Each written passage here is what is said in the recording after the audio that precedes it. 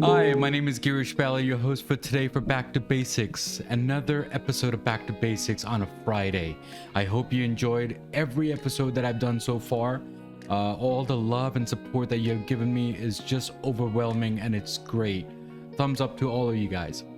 So the episode that we have today, we're going to talk about anxiety.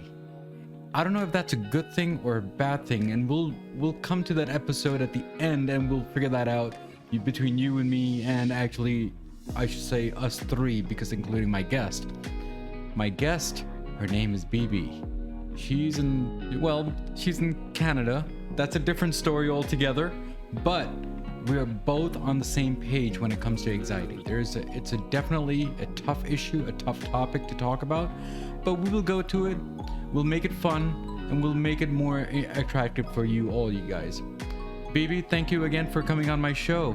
Thank you for having me. I'm very excited to be here. Yeah, so first thing is first, before we get into all the basics of anxiety, what does back to basic mean to you?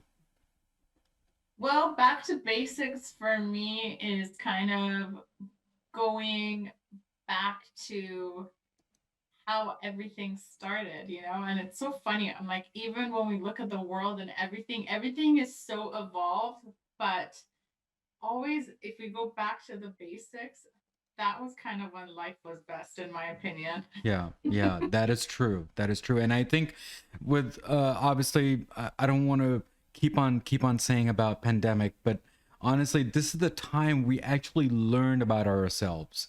And I think it's a right time to go back to basics. And it's more of a world reboot, as what we call it here. Yes, So, I agree. yeah. So what does it mean by anxiety coach? I mean, obviously, you didn't just wake up in the morning and said, "I'm going to be anxiety coach." So, was there like a story that you want to explain that how that happened, and we'll go from there? Yes. So no, I definitely did not wake up. I'm going to be an anxiety coach. I hated anxiety, and it's very interesting for me now that it's one of my favorite topics to talk about, because I struggled myself with anxiety for 10 years. And, I was a very successful interior designer and I was traveling the world for work. I lived in Italy, I lived in London, I worked in Canada, Iran, everywhere. But internally, I was battling really bad, severe anxiety, and I had the phobia of getting cancer. Hmm. And so for 10 years, I had this anxiety, and I went to probably 25 professionals, and no one was able to help me. I still had the anxiety. And um, finally, I found one coach who knew what to do with anxiety itself. And she saved my life. She Hmm. healed me. She helped me um, get back to myself. And so it was really in that moment that I think I found my life's purpose, that Hmm. I decided I never want anyone to go through what I went through. And so I will do everything in my power to do the best that I can to Hmm. help as many people as I can overcome anxiety and end their anxiety and live their best life. So, So that's when I left interior design and really started so this. baby, I'm trying to understand. So, you didn't have cancer. It was just a No, phobia. I never had cancer. No, I So, had the so phobia of getting it. your phobia of getting it. So the reason why I'm saying is, so you're saying anxiety and phobia is the same thing. So can you explain that in detail about phobias? Because I mean, there could be many aspect of phobia, right? I mean, it could be a phobia of jumping down of Anything, anything, yeah. right? So does that mean that, okay, now okay, let's say if I have cough or I'm sneezing, people they think that I have COVID. Is that true? Mm, well, some people might, yeah. Yeah. So people they think that it could be a an incorrect thing to think about. I don't know. Explain to me what phobia is to you. Yeah, so with anxiety, it's always about it's more like a long term effect and it's internal. So it can be fears, it can be phobias, and it's anything that you obsess about that actually starts to consume you and consume your life. Now, some people maybe have a phobia of spiders, and Mm, it's like they won't go near spiders, fine, and they can live with that phobia forever, right? yeah. But let's say if someone has the fear of something bad happening, Mm-hmm. and it's constant for them. It's not just like they think about it once in a while. Like from the minute they wake up, they have this constant fear of something bad happening, and that starts to take over them, right? Yeah. Then that's an anxiety disorder. That's a problem because it's making them stand in their own way in real life, right? Yeah. In their daily life. So for me, for me, cancer was in every second thought. It wasn't like nobody wants to get cancer. Everyone fears when they go to the doctor and they're like, "Oh, can you see us? We have to tell you something." Everyone freaks out in that moment, Yeah. sure. Yeah. But mine was doctor, no sneeze, no cough. Like for me, it was like constant, So that I had a phobia of it, and it was consuming my life. So is that I guess the same thing as when we when we go to the doctors and get, let's say, blood test, and we are hyperventilating that, what, am I gonna get high cholesterol or low cholesterol or anything like that? Does that That's a stress. Like that's in that moment, you're thinking about it. yeah. External, it's actually happening. You're taking a blood test, and it's a short period. There's a stressor attached to it, which is the result. Mm-hmm. And you can go home and you're not obsessing about it. You'll wait for your result. Obviously, you hope the result is good, and then you get the result. You're done with it, Mm-hmm. right? Yeah. For example, but a phobia or someone who has an anxiety disorder, for example, I could go get 5 MRIs. Mm-hmm. We have different types of carcinophobia, which is the phobia that I had. Mm-hmm. But one type is like you can go get 5 blood tests Mm-hmm. and still think that they missed something. So you Mm-hmm. keep obsessing about this, right? Mm-hmm. So that's kind of where anxiety disorder comes. It starts to take over your life and you overthink, overanalyze everything into your daily life. So social anxiety, is that the same thing as shyness? Social anxiety has a really deep rooted trigger, which is fear of judgment. So people who have social anxiety, they very much fear being judged by others, again, to the point that it consumes their life. They can't make phone calls, they can't go in big crowds. A lot of people with social anxiety have a hard time even working for others because they don't like to be in social circles. Yeah. So again, it's a daily consumption of fear. So the common things about anxiety, and I could be wrong, and I'm gonna write, gonna tell you the list, and you tell Yeah. me if I'm correct or wrong. Okay. Yes, of course. Okay. So it could be panic attack, which obviously we talked about. Social anxiety, we talked about. Phobia is another one, but obsessiveness. That's also, I think that's what we said too. Separation anxiety. Yes, there's so many different types. So And there's the other also, obviously is the post traumatic stress. yeah, and then there's OCD, right? So you Right. can um, compulsively obsess over things, so Yeah. that could bring on a lot of anxiety. So how okay, so let's step back a little. So how would you treat a person, or guide a person, I should say, um when they lose someone? Because obviously losing someone is a traumatic uh, event of everyone's life. Okay, it could be a friend, it could be a family member, it could be a spouse, it could be anybody, right? So Yes. how do you deal with that?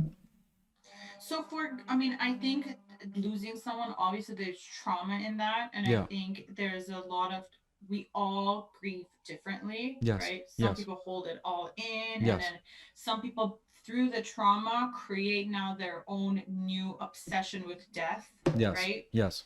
So I think, with grieving, it's different. If I will work with people who have now a phobia of dying, because Mm-hmm. that's again taking over their life. Mm-hmm. But outside of that, I think, people deal with grief and loss differently.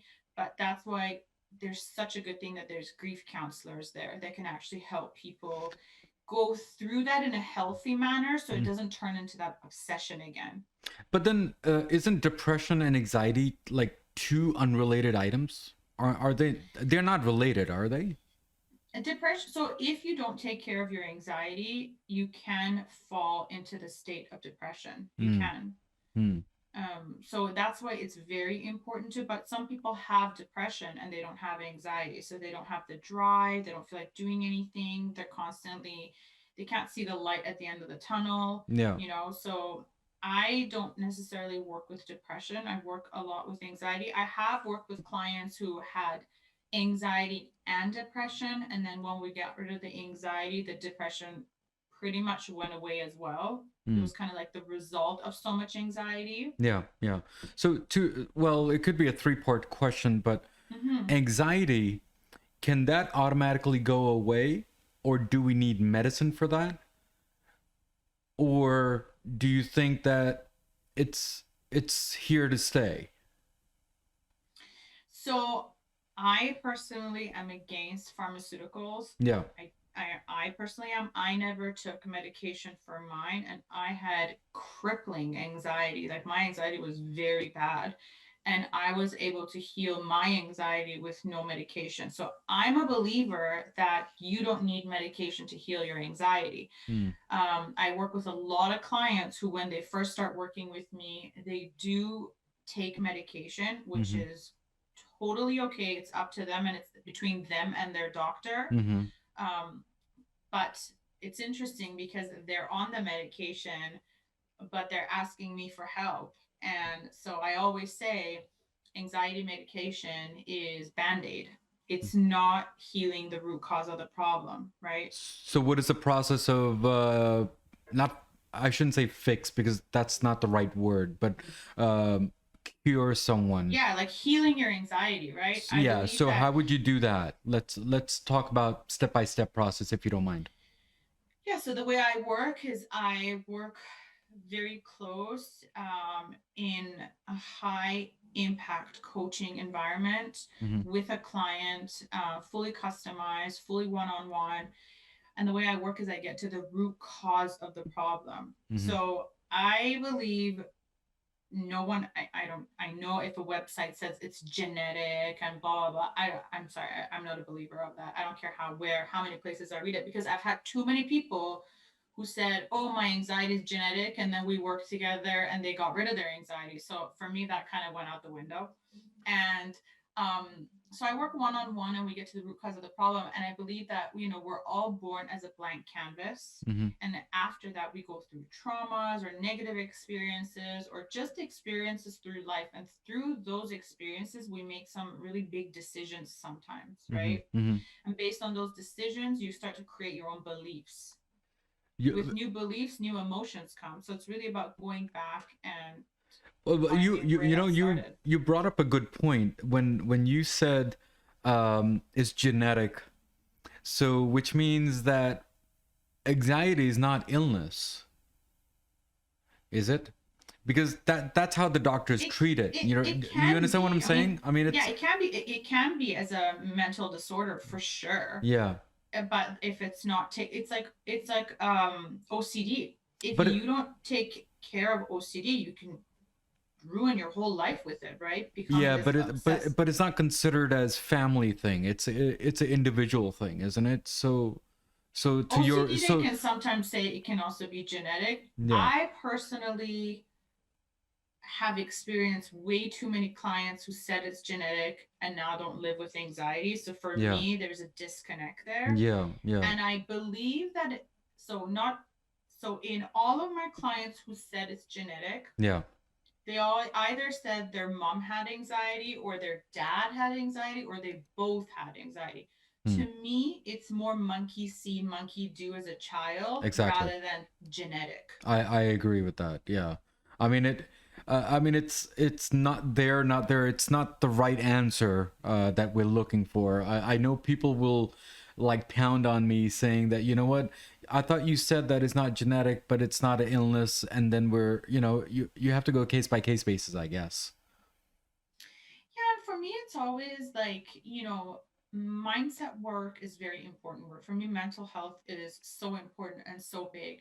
And so for me personally, it was all about, I'm going to stay away from all the labels. Is it genetic? Is it this? Is it that? Is it a disorder? Is it an illness? I personally chose to stay away from that kind of stuff Yeah. because all I cared about is I want to heal and I want to live my best life. Yeah. Yeah.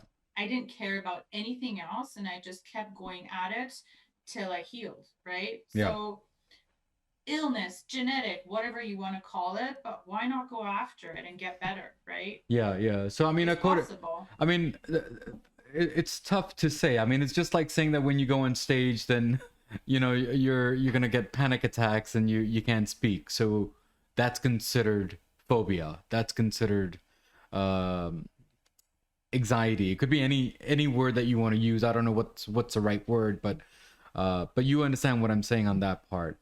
So Yeah, like you can have a stage fright. You don't want to talk on stage and things like that. yeah, Things like that are you can avoid those kind of things, but if you're having an anxiety disorder, which is like you have a fear of other people, yeah, how are you going to avoid that? yeah, Like yeah, there's people everywhere, right? yeah, yeah. That's true. So so how do you explain to them you think meditation is the right way and right fix? Maybe fixes. Meditation is great, but to me, it's a band aid. It doesn't heal the root cause of anxiety.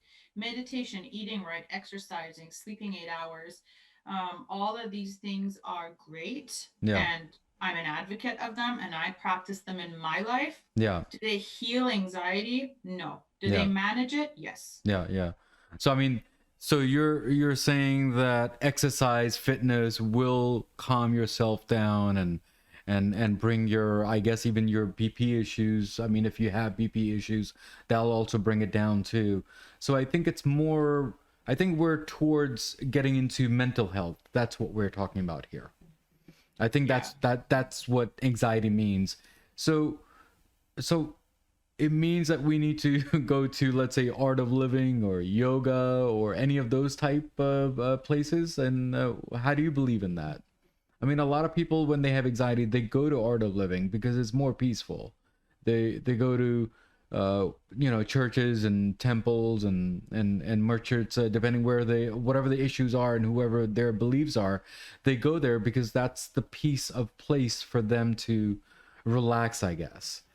So do you agree with that on that part? Yeah, I think anxiety is a tough one, Yeah. and I think mental health is a tough one. So I think whatever makes that particular person feel good, Mm-hmm. they should do that, Mm. right? Yeah. And then there's people who just want to do, and remember, it's always a choice. Yeah. There's people who just want to do that and Mm. manage it, Mm.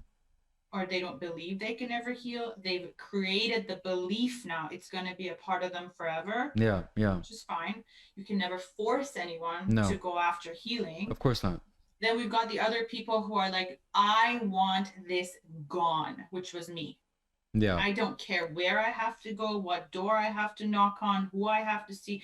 I saw 25 professionals. I spent $15,000 all around in 10 years in my healing, Mm. right? Yeah. I wanted it gone. I didn't care, right? So it's always a choice too. But I think if praying or yoga or meditation makes someone feel good, Mm. 100%. Yeah, I mean, there's some few people that I know that who's going through all this stuff here, and it's a Mm-hmm. very very tough topic to talk about because you know what, when you start helping them, then you don't know that if this is the right words, and then they might take it, uh, offensive or personal or something. But it's more that we're trying to help out. Uh, It's a very sensitive topic for people. I remember for my anxiety, a lot of times people wouldn't get it, and yeah, my people would laugh at me. They're like, "But you don't have cancer," and I'm like, "Yeah, I know I don't have it, but yeah, I have a phobia again." They were like, "What's wrong with you?" yeah, yeah, But I think as a person who is experiencing anxiety, it's really important to remember to not have the expectation that people outside of you are going to get it because they don't experience it. And if you don't experience anxiety, Yeah. it's like you're speaking a different language to someone. Yeah, yeah. But I mean, you know, with the times of what we have right now, we're staying at home, and it's what is today? I mean, it's like almost a year, over a It is year. almost a year, yeah. Okay, now think about that. That we're at home almost a year. Is that anxiety, or is that is like I don't know, not meeting friends for a year? I don't know how to answer that question, but it is a tough time that we're going through. It is, and we're going to see the negative effects of this year in years to come. There's Yeah, going to be kids with major social anxiety. yeah, There's going to be levels of depression going high. yeah, You know, because we're all individuals, sure, and we yes, are in this situation all together, and yes, we're all a unity and we're all one. But we have to remember that each one of us live just in here. yes. So for me, this lockdown, I might be great with it and I can put up with it and I've got it, right? Yeah, But my neighbor might be suicidal.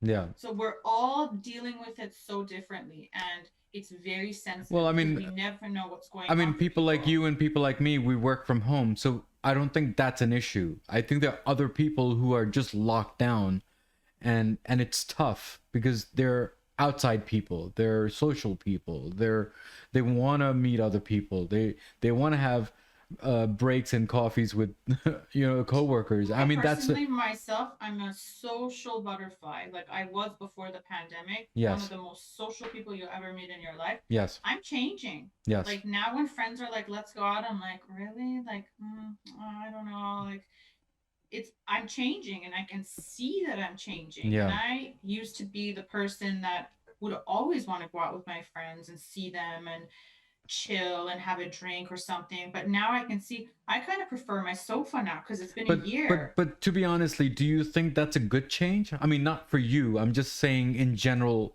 people like you and people like me are thinking that way, that this is a good change, or this is a bad change, or this is the new norm. You know, we're gonna see how that unfolds for people. But I there's gonna be very great positive shifts Yeah, because a lot of people are doing healing, they're taking care of themselves that's right. now. That's right.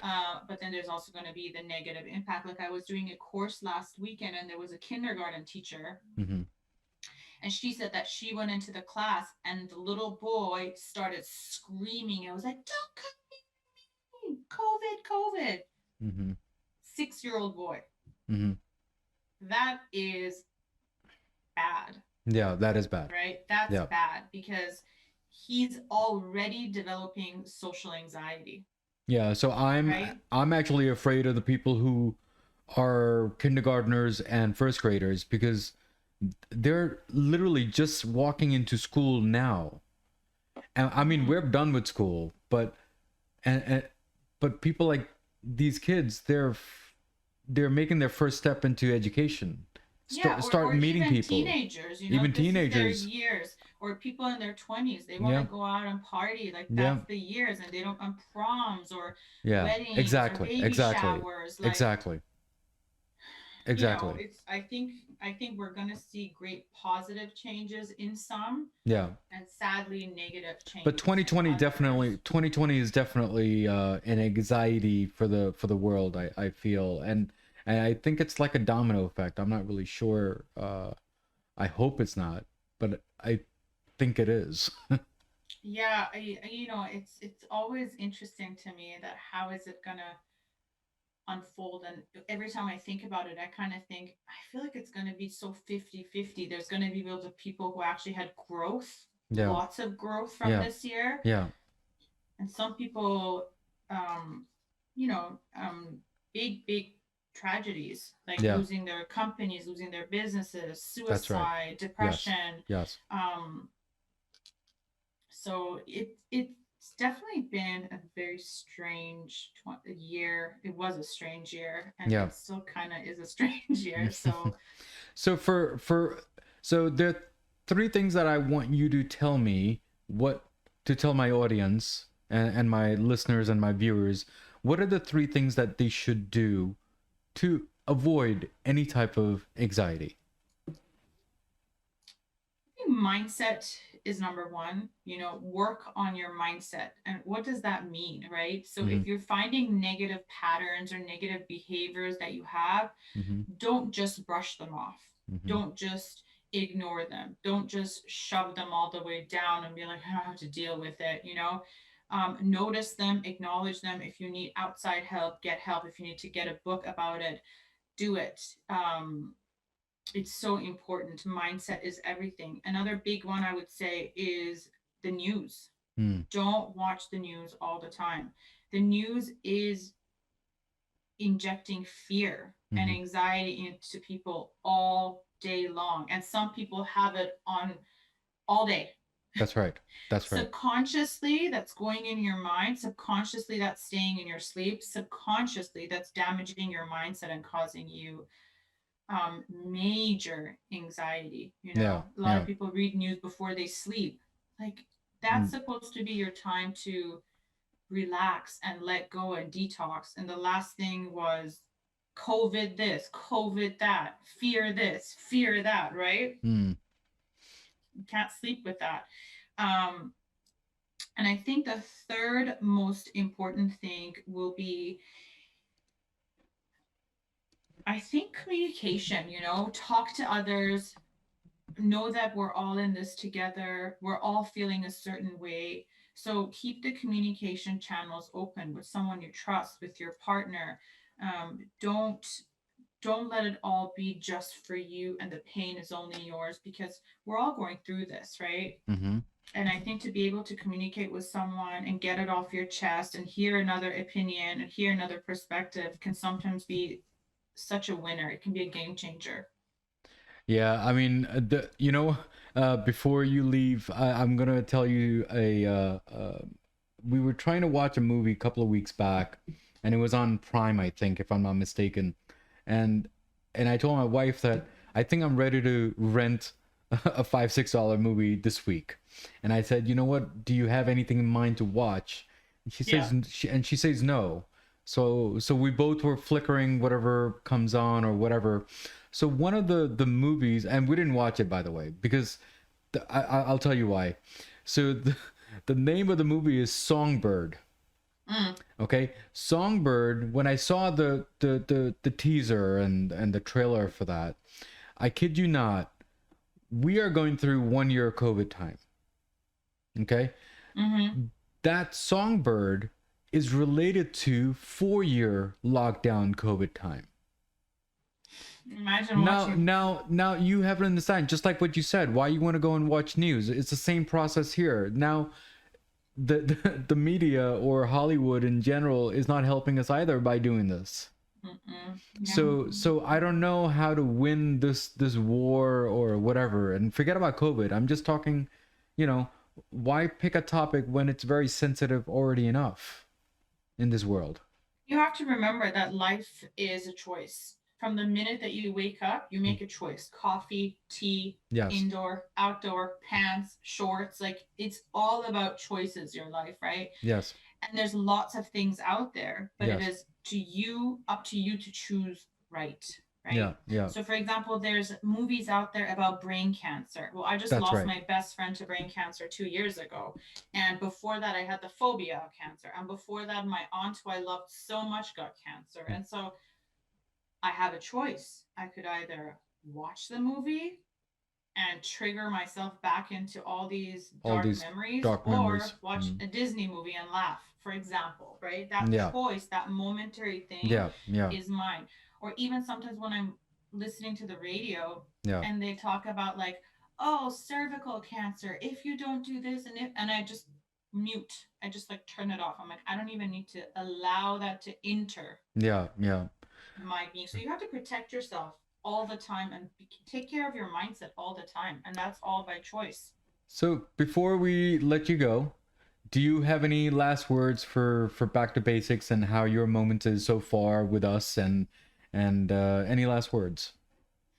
Well, I'm really happy to be on this episode. I think it's really great what you're doing. I always say people who have podcasts, you're saving the world and saving people in a way you can't imagine, because I get clients from podcasts who couldn't sleep at night and they had anxiety, and they come across a podcast and hear me and have hope and all of this. So I think whoever does a podcast, they're doing so much more in the world that they could ever imagine. So thank you for that. Hmm. Um, I think it's the other thing I would have to close off on is, if someone has anxiety and they're hopeless, Hmm. please don't be, go after healing. It's possible.